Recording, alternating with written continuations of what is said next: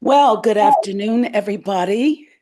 Welcome to ULT San Diego for the Aquarian series. The title of this afternoon's presentation is The Republic of Conscience, and that will be given to us by Mr. Tom Kehoe.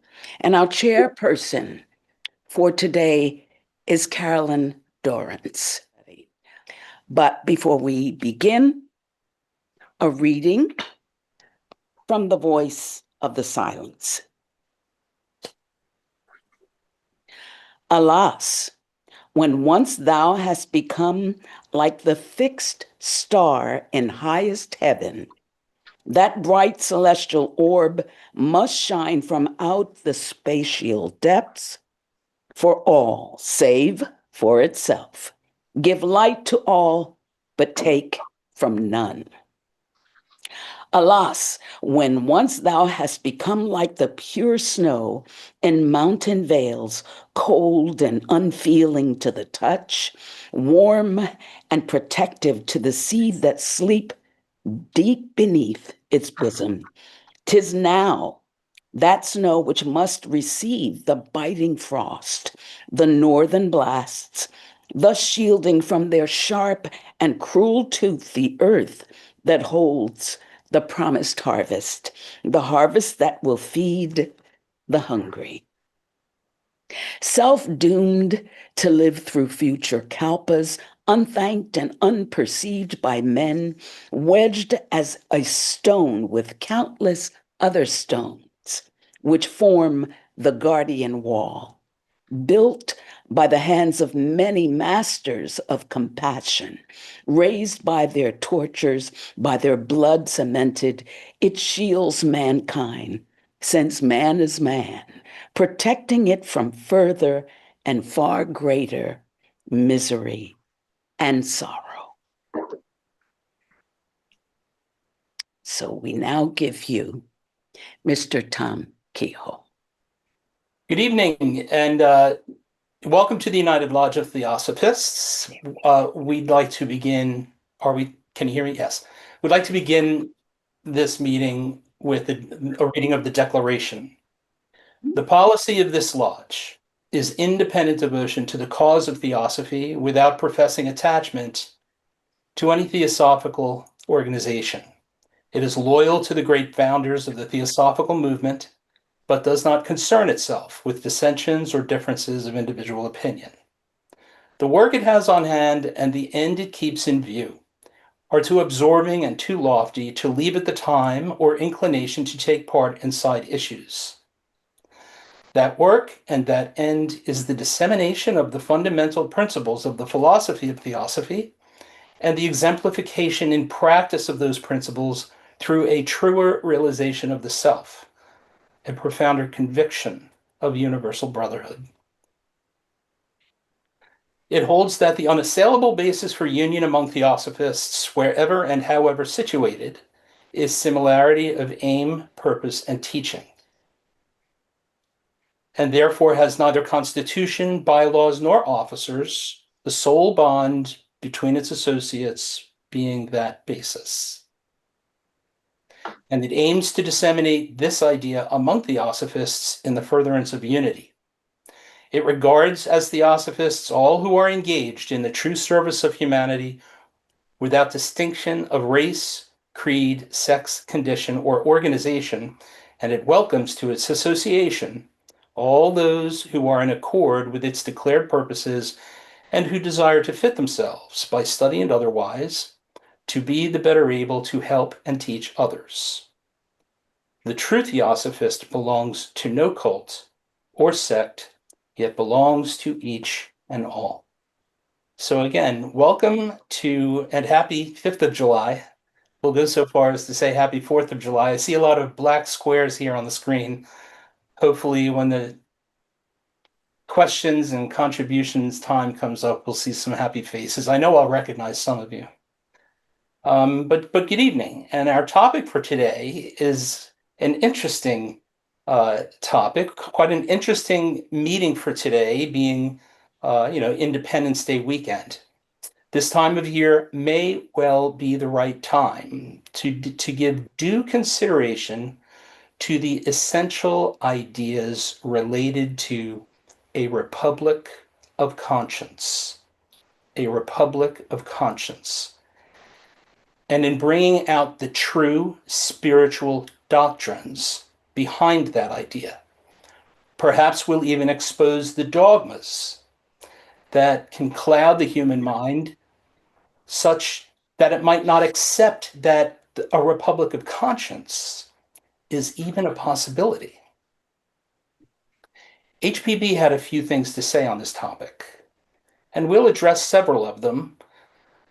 But in particular, she indeed corresponded her efforts in the formation of the Theosophical Society as a republic of conscience to the efforts of those who founded that republic of conscience, which we call the United States of America.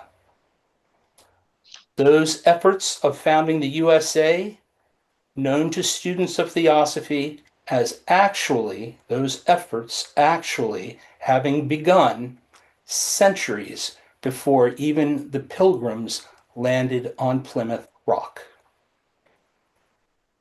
So, what were the conditions that necessitated the establishment of a republic of conscience here on the American continent? A republic conceived by those great minds who could see across those centuries, who could see across the oceans, who can know when and where the time of the cycle is right.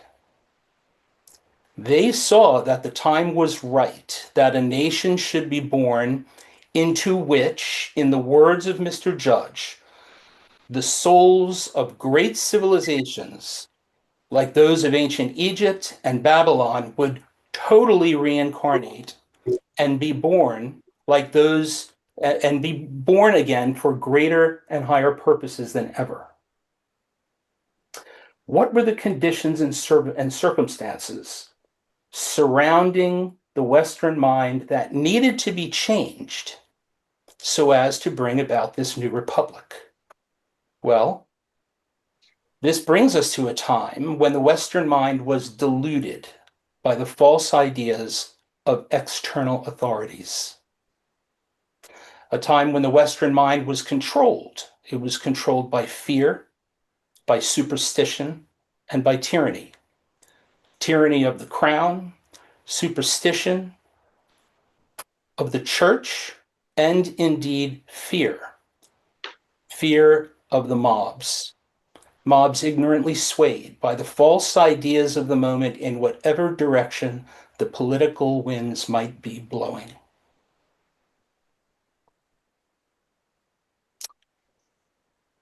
So what would or could these great ones do to move the mind of the time from fear and ignorance to wisdom and freedom? From tyranny to a republic governed under law rather than a kingdom ruled by a crown or a pope or the mobs?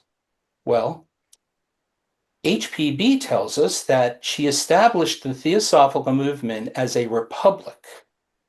She established the Theosophical movement as a republic of conscience as well, and she did so by following the blueprint created by the adepts in establishing the USA.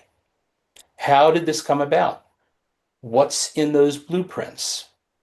To find the answers, we look to the time and place whose ideas directly led to the establishment of the United States of America.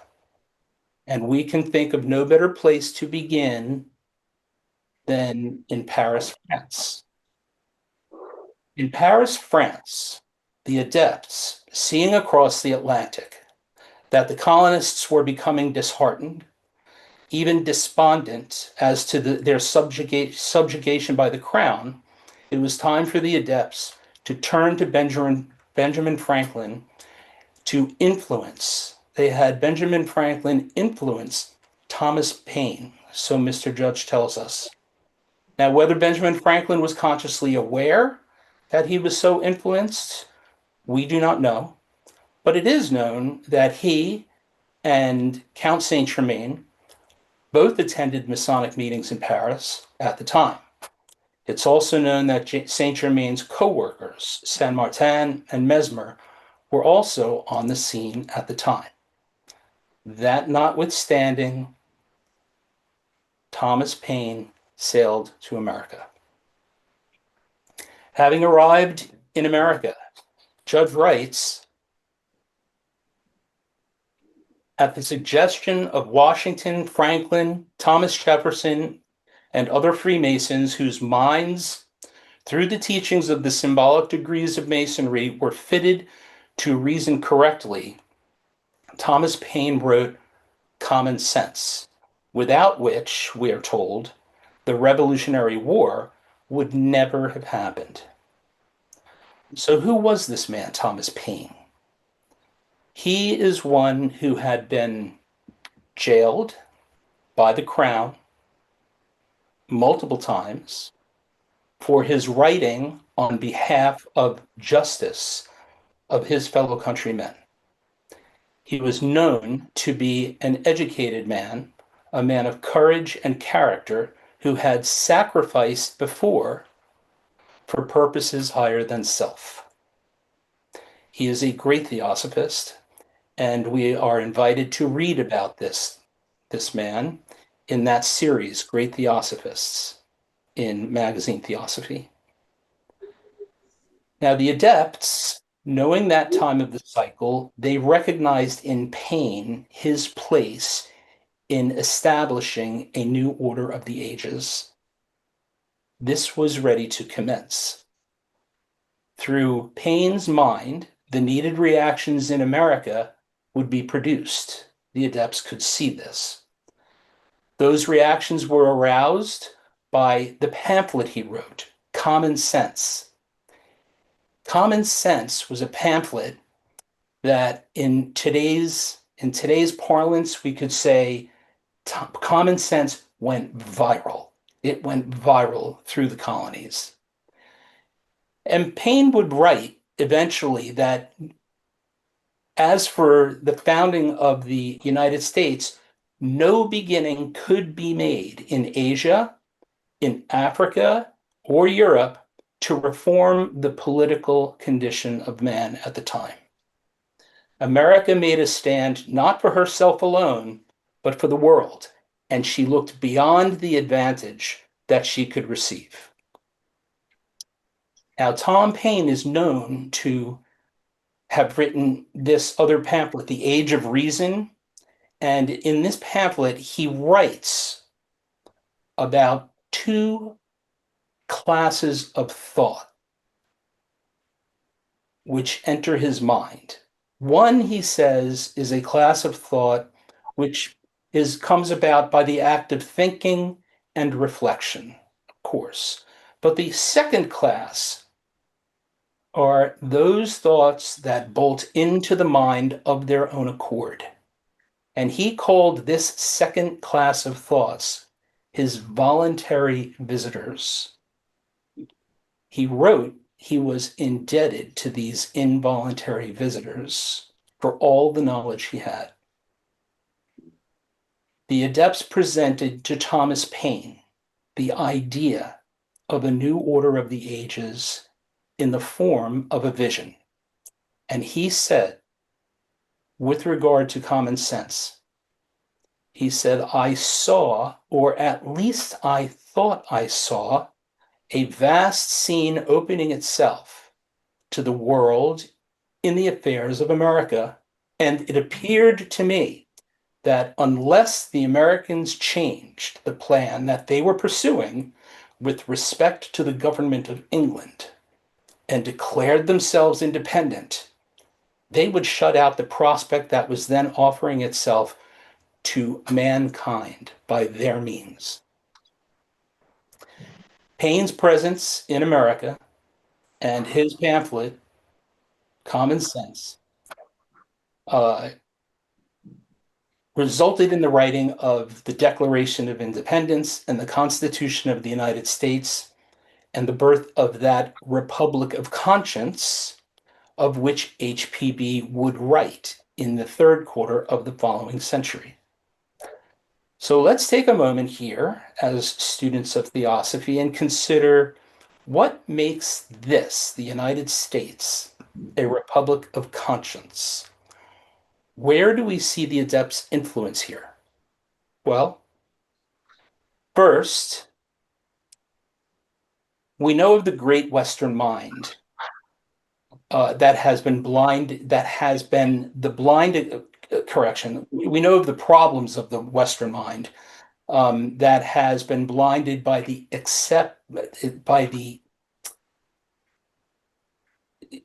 acceptance of an illogical idea of this Father God. That's the great problem of the Western mind. This is a cause for misconception and disharmonies in the world. It takes responsibility away from the individual. This idea of Father God correlates to many aspects of society. It is paternalism, pure and simple. What's paternalism? We're going to call paternalism that practice on the part of people in positions of authority of restricting the freedom and responsibility of those subordinate to them, supposedly in the subordinate's best interests. Now, where did we see paternalism in the Western mind at the time? Of course, paternalism as family, as a negative thing, is that narcissistic parent raising children to believe they can't make it on their own. Paternalism as religion is the morally flawless Pope teaching the masses that paradise is impossible without his indulgences. Paternalism as religion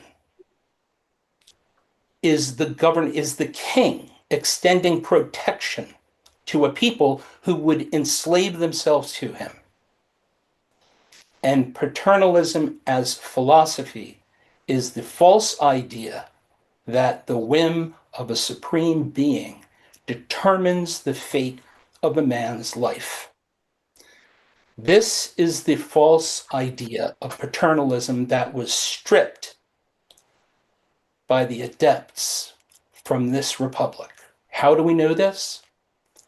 Because there's no reference to religion. Religion is not given authority in this country. There is no religion, there is no reference to the authority of a supreme being. There is no king permitted. And the idea of rule by the mob is entirely squelched by the rule of law and the Bill of Rights. So there are no references that we could find to outside authorities governing the conscience of men in this Republic of Conscience. Each is left to himself to determine what's right, according to the law of the land, and according to divine law, or natural law, or the universal law, however you want to see it.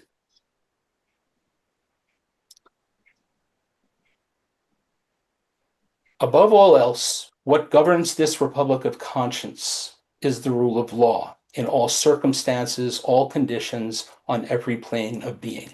Does that sound familiar? Did HPB have something to say about this, about the rule of law in every circumstance, in every condition, on every plane?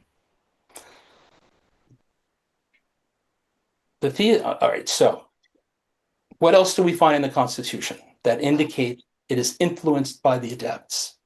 Mr. Judge tells us the Theosophical movement, being continuous, is to be found in all times and in all nations. Wherever thought has struggled to be free, wherever spiritual ideas as formed to to forms and dogmatism has been promulgated, there the great movement is to be discerned. Can the student discern that in the founding of America?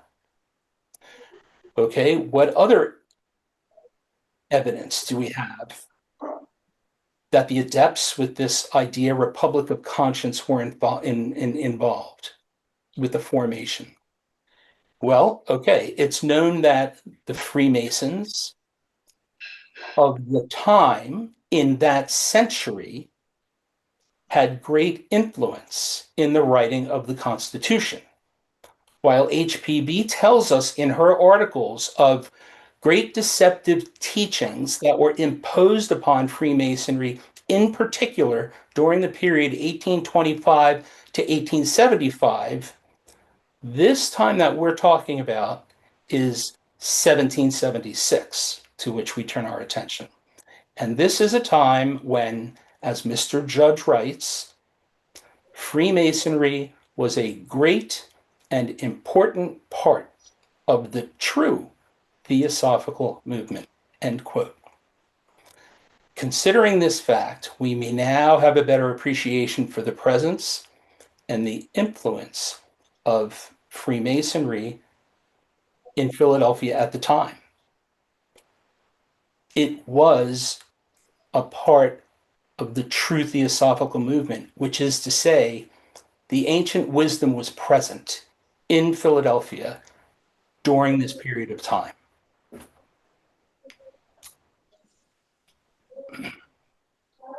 Judge wrote of this period in American history. He said, the adepts hovered over Washington, over Jefferson, and all the other brave Freemasons who dared to found a free government in the West.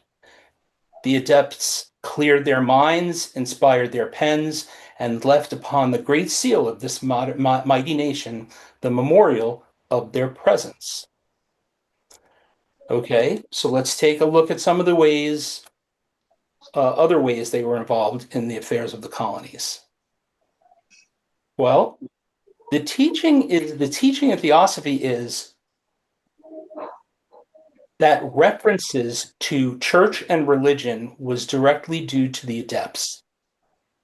It was they who oversaw the drafting of the Declaration and the Constitution. Nature and nature's God is referred to, but that is in the context, in a philosophical deist reference. It's with regard to the divine in nature. It is entirely outside the catechesis of the church. It has nothing to do with the Trinity. Article 6 even says no religious test as a qualification for office shall even be required, ever be required.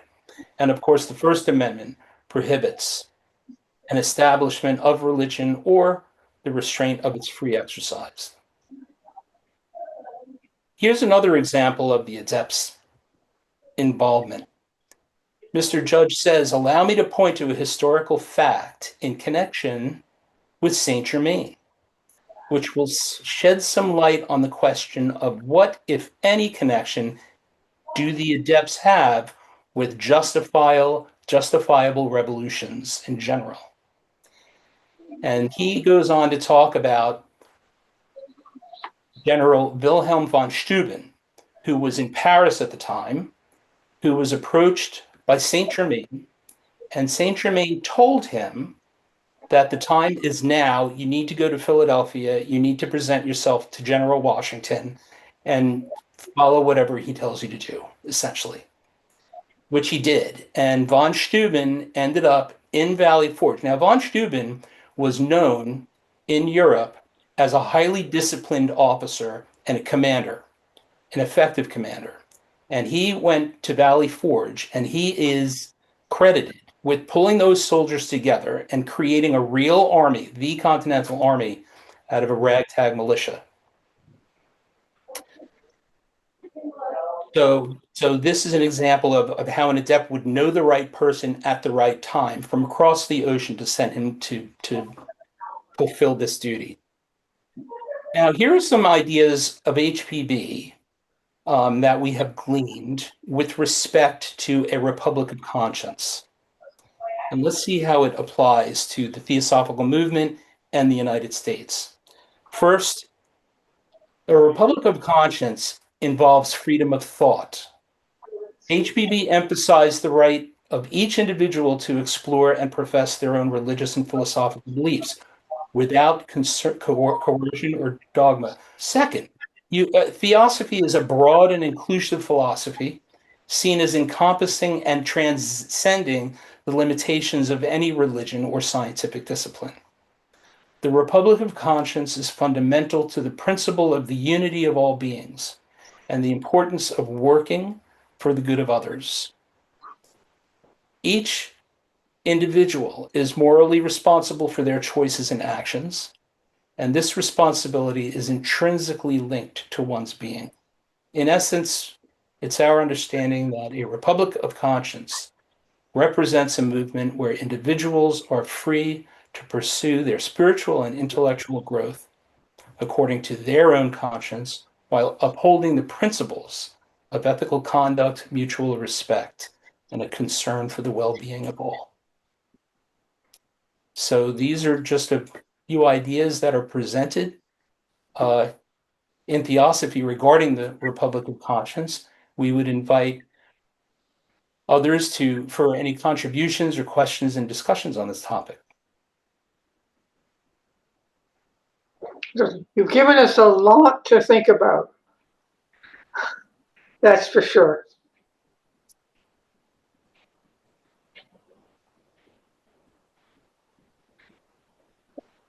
Miluka Rivera Matlopsky, yes? Thank you. That was marvelous. It's one of the best explanations I have seen in our meetings on this subject. So thank you so much. Interesting enough, you were mentioning about the Masons. Yeah, the Mason took a great part of this because apparently, as you said, a lot of them, or if not all of them, were Masons, the one that put together this amazing plan.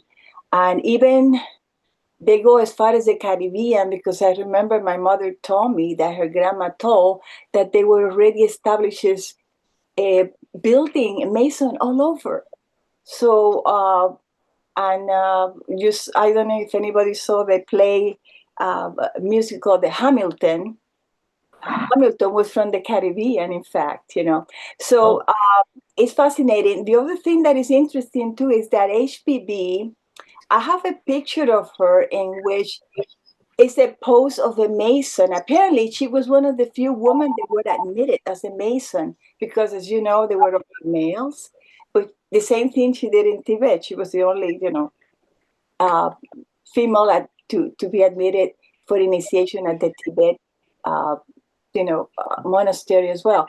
So this is really fascinating, and we very much needed this kind of information as we are going through, finishing the last 400,000 years of Kali Yuga and entering to this cycle of a lot of upheavals.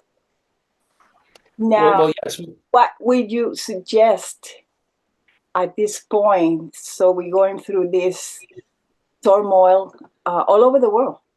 What did you suggest we can do as theosophists to sort of,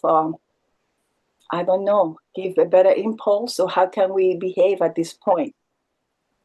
Well, thank you for the contributions. And yes, it is very interesting, the work of the Freemasons at the time, and they were a very important part of it. But by all means, it was those minds who were ready to be of service, and it was not only Freemasons. It was not only Freemasons who worked toward the creation of the United States. In fact, Thomas Paine was not a Freemason, and as was said, the Revolutionary War would never have come about if he had not sparked the heart of the colonists, North and South, with his writings.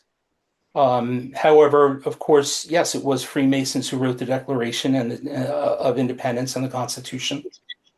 Now, so far as HPB is concerned, there are those who believe that she was, there are articles that speak to her being a Freemason. However, we would encourage the student to pull out one article. The title of it is HPB's Masonic Patents, or it might be My Masonic Patents, or HPB's Masonic, where she is quoted as essentially saying, there's a mistake here. It was put out that I'm a Mason. And her emphasis is that she is a Mason she is an initiated Mason of several Eastern esoteric brotherhoods.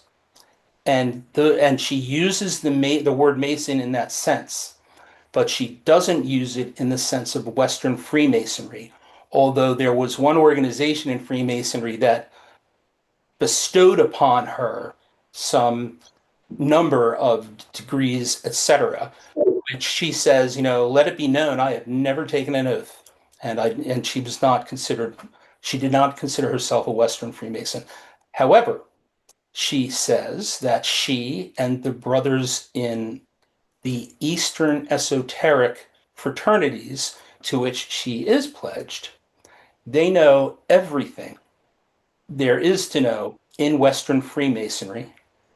And actually, as students of Theosophy, we read in a pamphlet called "The Roots of Ritualism and Roots of Ritualism in the Catholic Church and Freemasonry," and there she says, interestingly, that it's the duty of every Eastern occultist to know everything that he or she can know about Freemasonry. So that's an invitation. If it's of interest, there's a lot to be learned. There's a lot to be learned. But personally, we're very involved with Theosophy, and that's about enough we can handle on our plate these days. Thank you for the contribution. Oh, then the question was, well, what can a student of Theosophy do to contribute and bring about a republic of conscience worldwide? What can the ULT do? What can anyone do? Can we have some input? Any insights to that? What is it that I can do as a student of Theosophy that contributes to the republic of conscience in a universal way? We need to push back a little bit, right? You're speaking of these many important organizations, and that there's diversity, and you can find, well, what the Pilgrims did, or what the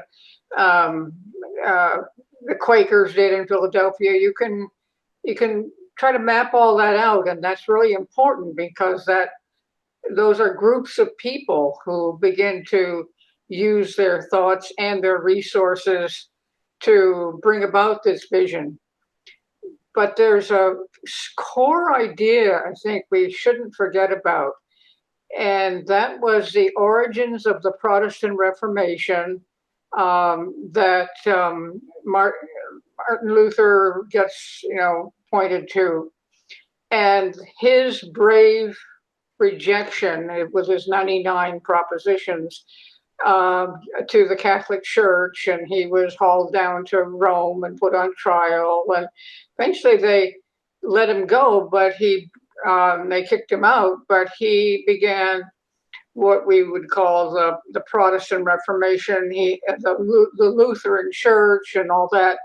But what was one of his core ideas that spread? It spread to Calvin, it spread to the Quakers, it just spread over, let's say, 200 years, almost invisibly. And that was the idea that there was a universal spirit. And that word spirit came into prominence. And what was the defense for demanding freedom from the rituals and punishments of the Catholic Church? It was a universal spirit is at work in me.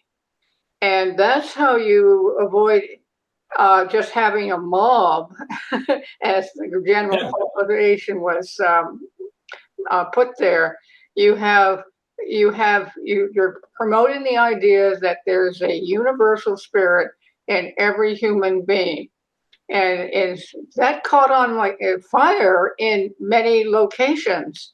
And that gave courage, but also it gave spiritual experience to vast numbers of people. And then there's just the march across Switzerland, France, England, Ireland, and that's a whole story there. For 200 years before we get to the full impact in the United States. So, and they began to focus on this word conscience, the ability to know what to reject, the ability to say no from a moral perspective. But that's while all these organizations and churches are doing important work, there's this invisible current, we think, that is spreading among people, certainly through Europe and then into England and then through the Quakers in North America, et cetera, et cetera. So I'll stop there. But you had this idea of spirit was very attractive to people. It gave them, and they experienced, some people, this what spiritual reality that Theosophy points to. So, and nobody controlled it, but it was accessible. And in certain places like Holland or whatever, philosophers like Spinoza, they didn't care about being kicked out of their temple because they knew something better about themselves. So it's just amazing that this idea of conscience, the gaining the knowledge to know right and wrong, that provided almost like an ocean of thought and influence. And that would give strength to the specific organizations or personalities that we might find in the history book. But I'll stop there. But that idea had an enormous impact over the 2 centuries before we get to revolutions of government, we think. So we'll just stop there. Thank you for the contribution. You know, this radical notion among the Lutherans that they could read scripture and interpret it for themselves because the Holy Spirit guided their hearts, not the priest, not the bishop, not the pope. That was radical. And so, as was mentioned, so this is the movement that's recognized. There's a spirit in me. Now, the notion of that idea has pervaded the Western, at this stage of the game, the Western world recognizes that. How much authority is given to the church. The transition's happened. The transition has happened. The transition that HBB and Judge have talked about, it's happened. But the student of Theosophy might have the duty or the opportunity to bring it to the next step, because it's not just a matter of the spirit is in me, but that I am the spirit. Remember, we have the third fundamental proposition of the philosophy is the identity of all souls. The essence of all that lives truly is one. So I'm not concerned about a third person coming in and operating through me. The student of Theosophy is invited to consider the ideas. It's not spirit that works through me, but it's me who creates the conditions within my mind, my heart, my emotions, my physical health. Am I doing what's necessary so that the spirit who I am is using this temple for its fullest expression or not? Or is my lower mind taking over? Am I giving my opinions based on logic? Or are my personal desires? What's my motive for even opening my mouth? So the consideration here is if we as students were wondering what could we do, challenge people who are free spirits. Ask them, is the Holy Spirit in you, or are you the Holy Spirit? And maybe invite discussion on that. Yeah, thank you for the contribution. Diane has a hand up. Yes, Diane. Well, I thought you might be interested in something. A quote from the Dalai Lama. I love Tibet like crazy. I've been to Tibet. I think I was a Tibetan. But anyway, he said something very interesting. He said that about what a theosophist can do, or anyone can do. He says, compassion, loving kindness, and altruism are the keys, not only to human development, but to planetary survival. This is my simple religion. There is no need for temples, no need for complicated philosophy. My philosophy is be kind whenever possible, and it is always possible. Thank you.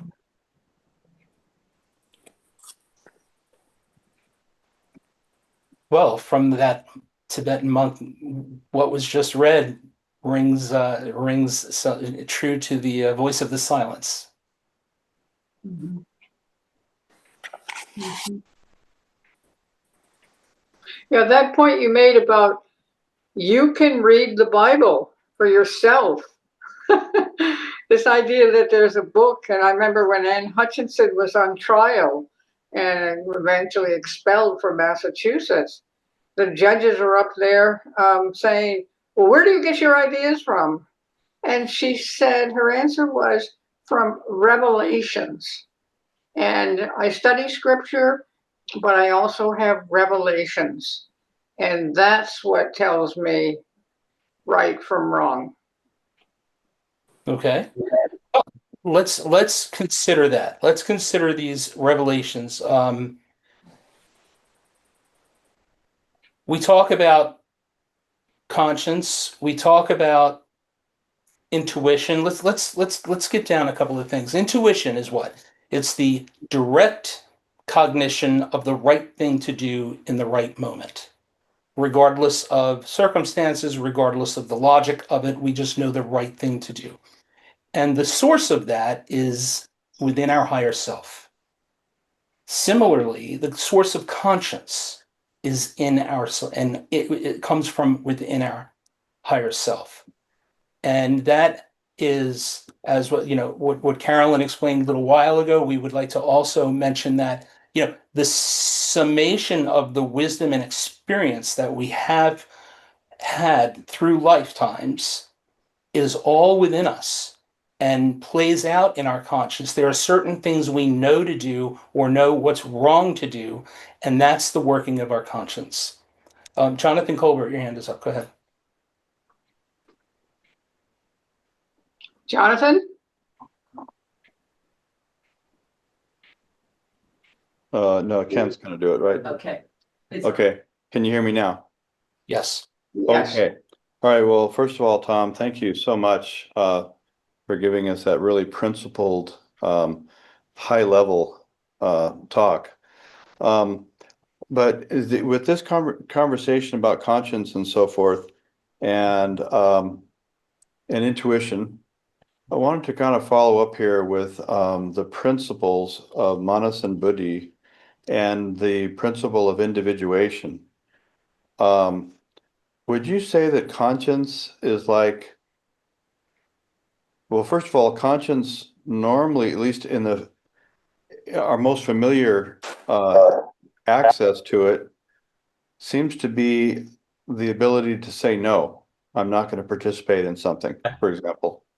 And that seems to be kind of the first way that we hear the pricks of conscience within ourselves. But would you say that's the very beginnings of authentic individuation? Oh, fair question. So authentic individuation would knowing the wrong thing to do be indicative? Well, we couldn't speak authoritatively on it, but probably in the history of our past lives we've done a lot of wrong things. And if that's the case, and allow ourselves to reflect on them, well, then those lessons incorporate into our highest nature just as sure as our highest thoughts and aspirations are incorporated into our highest nature, are assimilated into our higher nature.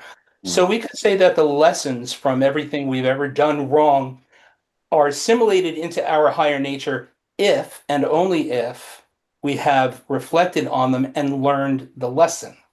But don't worry, because if we haven't, that lesson will come back and eventually we'll learn it all, you know? And it's hard to know. It's hard to know the right thing to do a lot of times, most times probably, because we allow our motives to deceive us. HPB tells us if you're on the path to spiritual growth and you are sincere about it, you will constantly deceive yourself. You will constantly deceive yourself. So what do we have in our nature that helps us not only to not deceive ourselves? See, then all right, so let's look at it. We have this community, we have this republic of conscience, and everybody's working from their conscience. Well, wouldn't it be wonderful if everybody really was working from their own conscience? Then we all would know that everybody's trustworthy. Now, suppose we just took it from the position of give everybody the benefit of the doubt and accept that they're doing their best. Some people think, well, some people, morally say this is right. Other people look at the same situation and say, no, morally, the other thing's right. And so we're different. Well, the fact is, no, we're not different.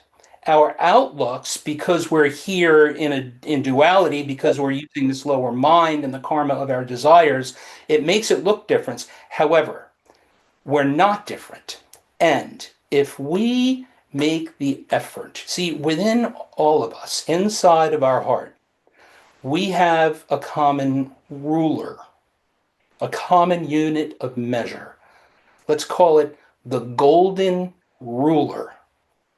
And that unit of measure in all of life's circumstances is exactly the same in every human being. However, some people are a little myopic, so that golden ruler is kind of warped this way.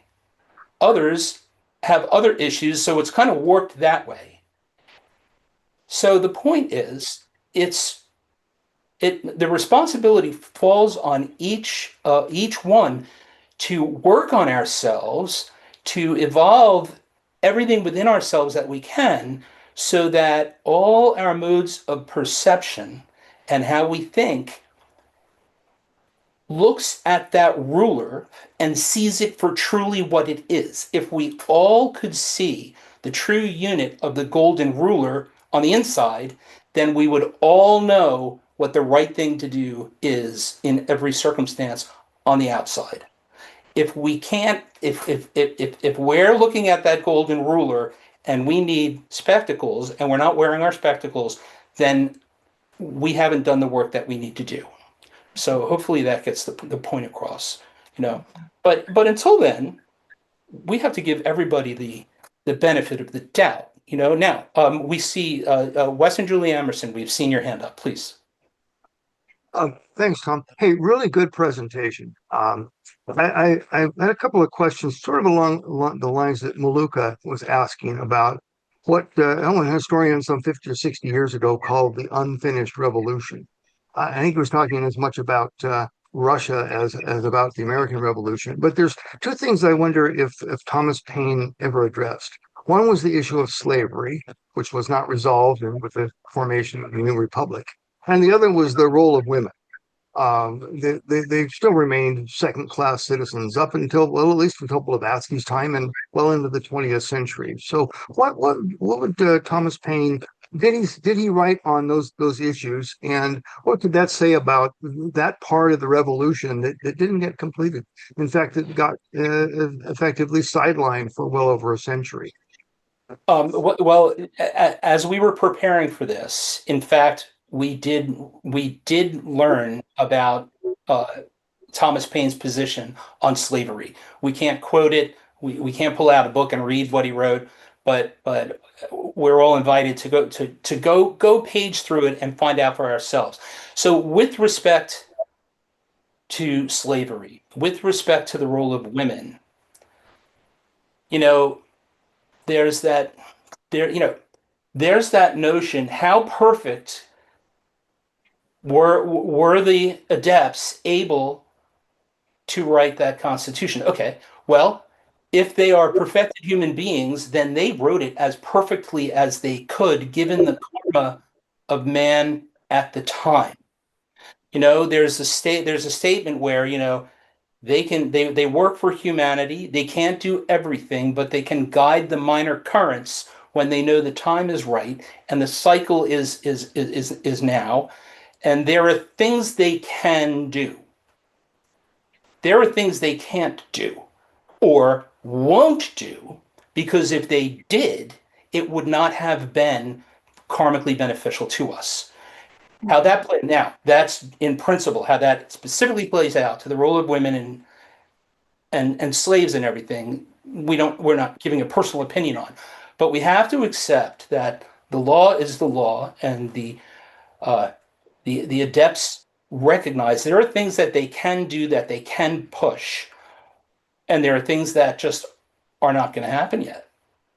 You know, so the question really is not what are they able to do, but why weren't we at the time ready to bring this, ready to incorporate that? Why weren't we ready to work with that? Mhm. So far as the role of women. It's a really, really good reply, and they can't learn for us. They can direct. They can Right. point a direction. They can't make us. It could have You know, it could have that's been this. the unfinished revolution that is before us to deal with these issues that have been left festering for a couple of centuries. That's the work in Kali Yuga, I suppose you could say. It's Yeah. we've got a lot to do, but those are areas that certainly individuals of conscience could pursue and do so. And do pursue. Absolutely, don't we? End of good causes one can work for. Mhm. Where the theosophists have a particular role is in the realm of ideas. What is the background? What are the motivations? What's the metaphysical basis for ethics? Those kinds of questions. I think you've addressed a lot of it and done well. Thank you. Appreciate it. Good reply. Certainly.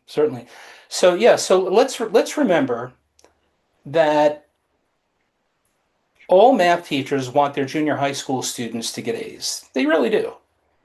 But what is the karma of the math teacher who gives her students the answers to the questions?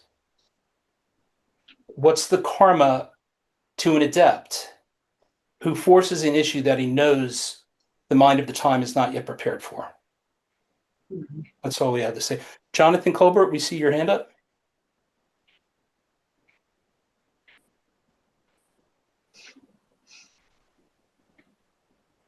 No, Jonathan Colbert? Okay. Yeah, can anybody, Ken, thank you, Ken. Yes.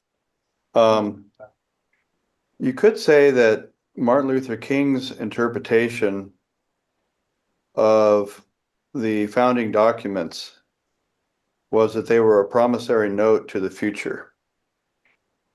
And in 1963, he said, "We're here to cast a check." He literally said that. Okay. Yeah. And in that sense, it kind of incorporates everything that's been said, it seems like.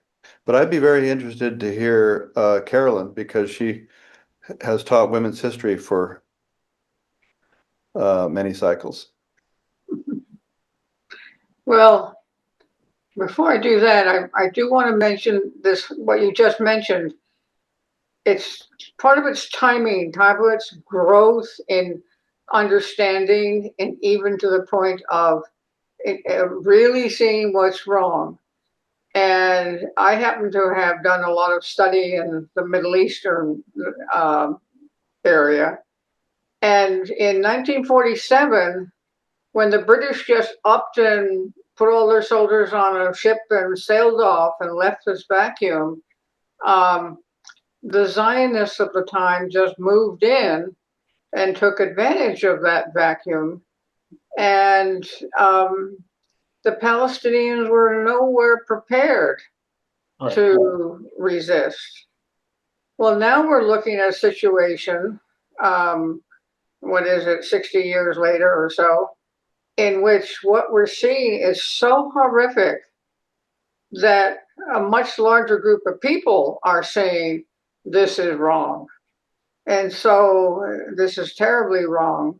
Nobody's figured out how to stop the wrong, but it's just how sometimes it takes a long time, particularly for people who are kind of bogged down in their own immediate concerns, to see we've got to find a better way. And that's a sad part of history. And you can see that in America, you can see that in England, you can see that in China, wherever, that it takes so long for human beings to really, really, really see that something's wrong. And they have to be part through their thought and speech. They have to be part of finding a better way. And that's part of the suffering that, Theosophy has, and certainly Buddhism has certain, says there's suffering. The first noble truth, there's suffering. Well, I don't think it's so bad. And somehow we just can't break through the limitations and the self-interest that bog us down.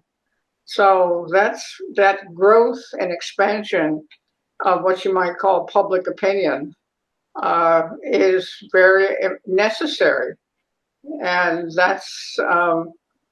and there's just one by one, you have to turn a soul to see what's wrong and to see that some courageous stand may be needed. Yes. Well, these questions are valid questions. They're important to all of us.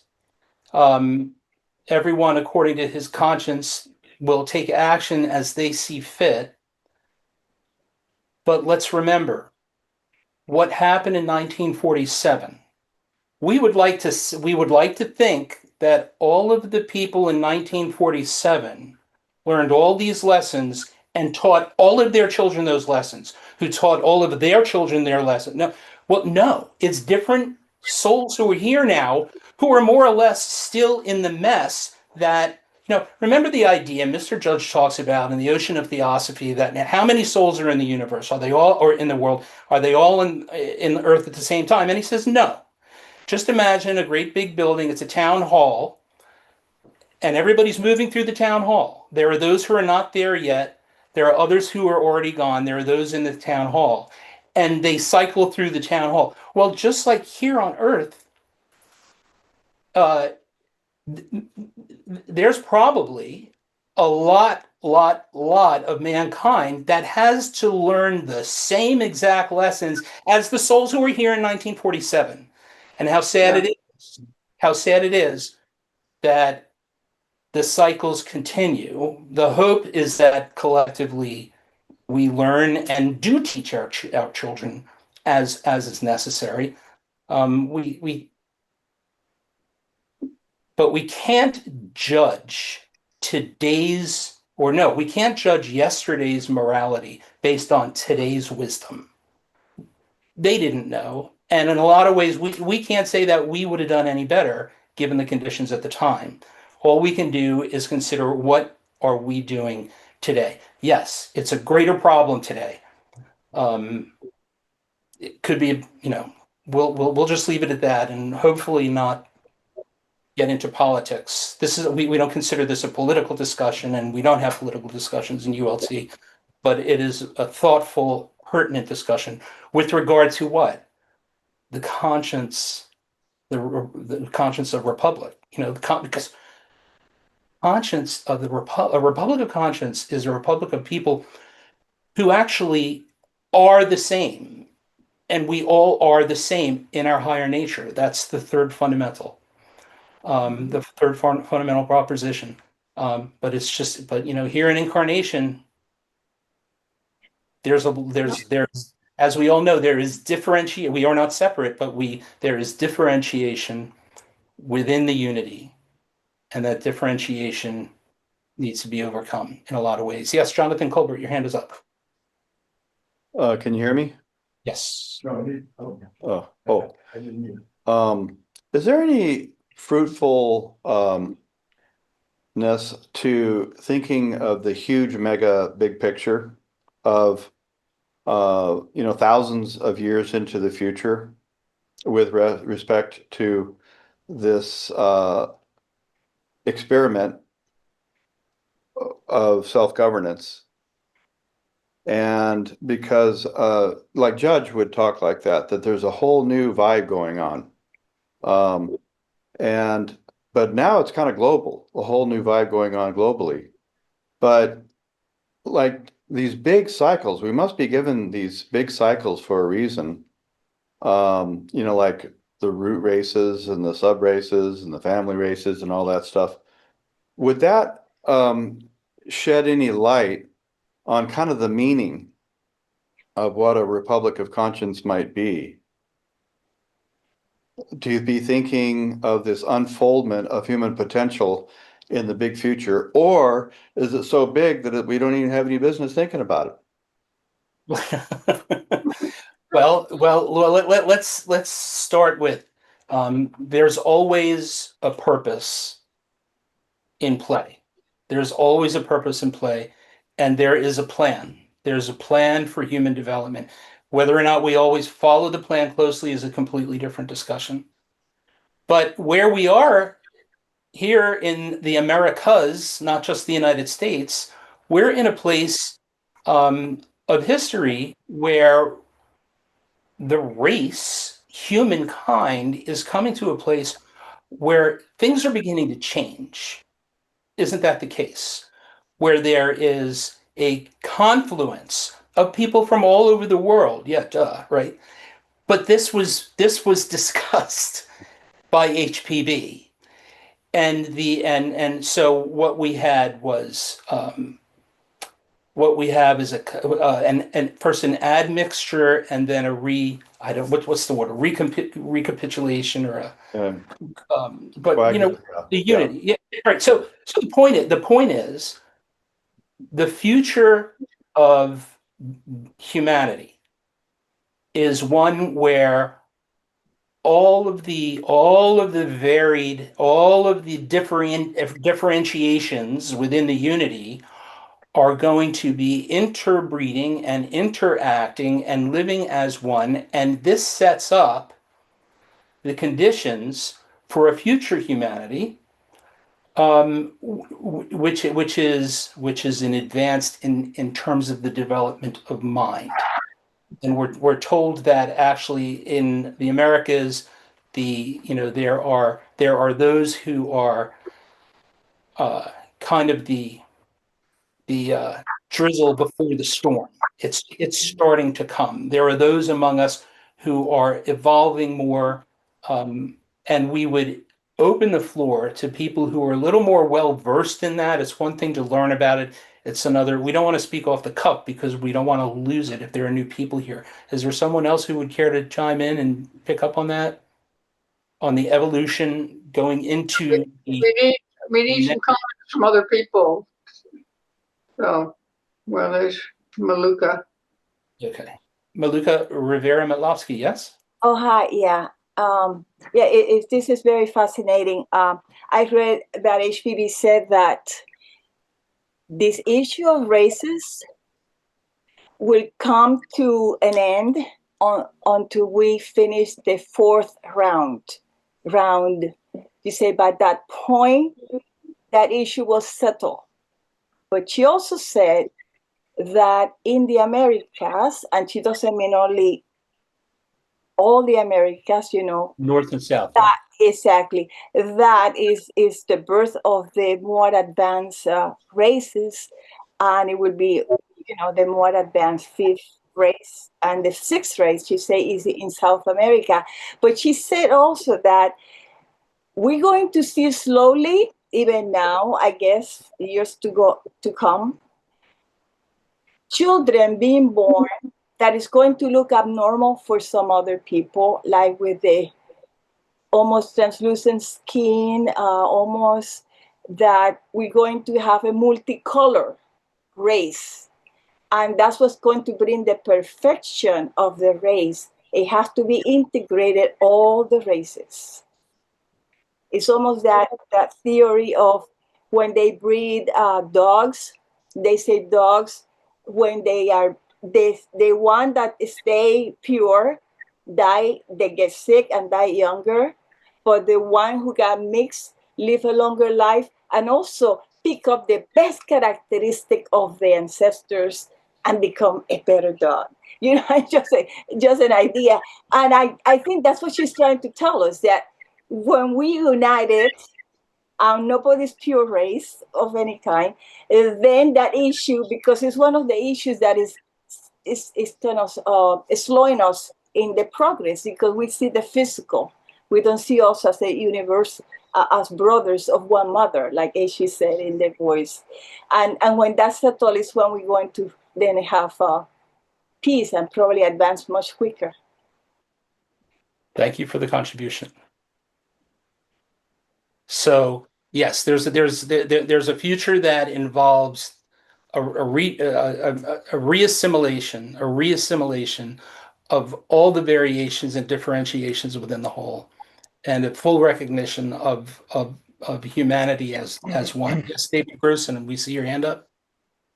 Hi, can you hear me? Yes. Oh, great. Getting back to Thomas Paine, he wrote an anti-slavery article in 1775, early, and one thing he said there was, the colonists are all upset and feel like they're being enslaved by the British,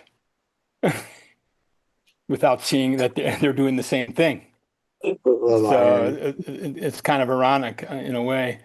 But just one more comment about him, and then you take it away. In The Rights of Man, he wrote something very similar to what they were quoting about the Dalai Lama.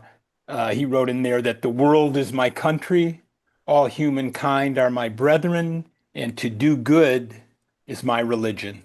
Mm-hmm. So in some ways he was ahead of the others.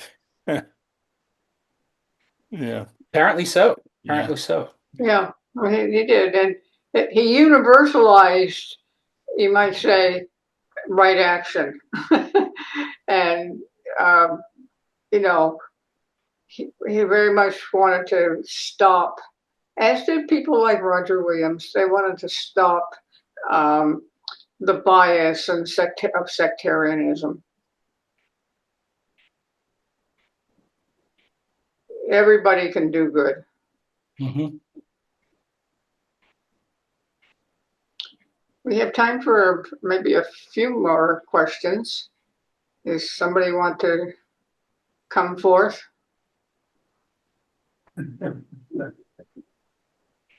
Hello there. This is Ken here in the San Diego Lodge. Thank you so much, Tom, for that amazing summary and presentation of the founding of the United States and how that had been brewing for centuries. And thank you, Carolyn, for your comments and everybody else. I wanted to look at the question, or talk about the question for just a quick moment, on what can we do as students of theosophy. And it sounds like there's perhaps two things. One is with Thomas Paine talking about two different types of thought processes, is really to dignify the use of intuition. I think among some of my circles, people sort of downplay intuition, and yet there's a famous German-Swiss physician, Paracelsus, from the late 1400s, early 1500s, who really talked about using in medicine, pharmacotherapy, mineral therapy, and knowledge and skill, but also, on the other hand, using intuition. And I think that's a really important thing that's gotten downplayed. And the second thing that we can perhaps do or focus on in terms of like practical activities is feminism, in a sense, to really continue to empower the role and the status of women in our country. And for me, as a Mexican American Latino guy in the United States, I was really surprised that many Latino voters were not able to support a woman president. And so Okay. sort of a particular thing. But in general, I think the role of women in all over the world and all over the place is something that is probably worthwhile. So those are my two things: intuition and feminism. Yeah. Well, the development of intuition, well, see, that's just it. We use the wrong words. We talk about developing one's intuition. One's intuition doesn't develop. One's intuition is there. It's always there. It's fully 100% present to be used by the human being. What needs to be developed is our muscles that use the intuition, our mind, our heart, our brain, to make our brain porous to the dictates of the soul, which could be said to be our intuition. There's work that has to do that. So when we quote unquote develop our intuition, this is a long process, and it's a process of the heart, isn't it? It's a process of always keeping a check on motive that'll block your intuition. It's leaving the I, me, my out of it, isn't it? And persistently thinking universal thoughts and meditating on universal ideas to open ourselves to that universal side of us, which is the seat of intuition. I think it's about our time. Yeah. Okay. Well, we want to certainly thank Tom for his presentation. He certainly has given a lot of thought to a wide range of theosophical ideas, and we certainly hope that he will be continuing to move among people and share his ideas even further. So we do thank him very much for that, and we want to thank everybody who's listened and who has said something to add to the you might say, the basket full of ideas that we have. And certainly HPB's article in the tidal wave is one that should be looked at. I mean, she was an amazing visionary, and we're very fortunate that she came at a time when everything was disintegrating towards materialism, but she courageously inserted a set of ideas, and with a will and a compassion that we are very thankful for. So let's hope that the current that she put into lively influence is something that will grow. And so I think I think our time is about up. So I'll turn the meeting over to John now. I'm just looking at the topic for next week. Magnanimity and envy. That seems to fit right into this somehow. They all seem to flow into each other. Yeah. Tom, thank you so much. It's like the Chicago Cubs recently. You did, I think it was 8 home runs there. So all in one game. So knocked it out of the park. So thank you very, very much. But it's a pleasure seeing all my brothers and sisters in California, which, we really, we need to get together for real again. Thank you for the invitation, Carolyn. Absolutely. Thank you. Well, don't be a stranger. Namaste. Okay. Thank you. All right. Thanks, everybody. Thank you. Namaste. Thanks all. Take care. Bye. Sure.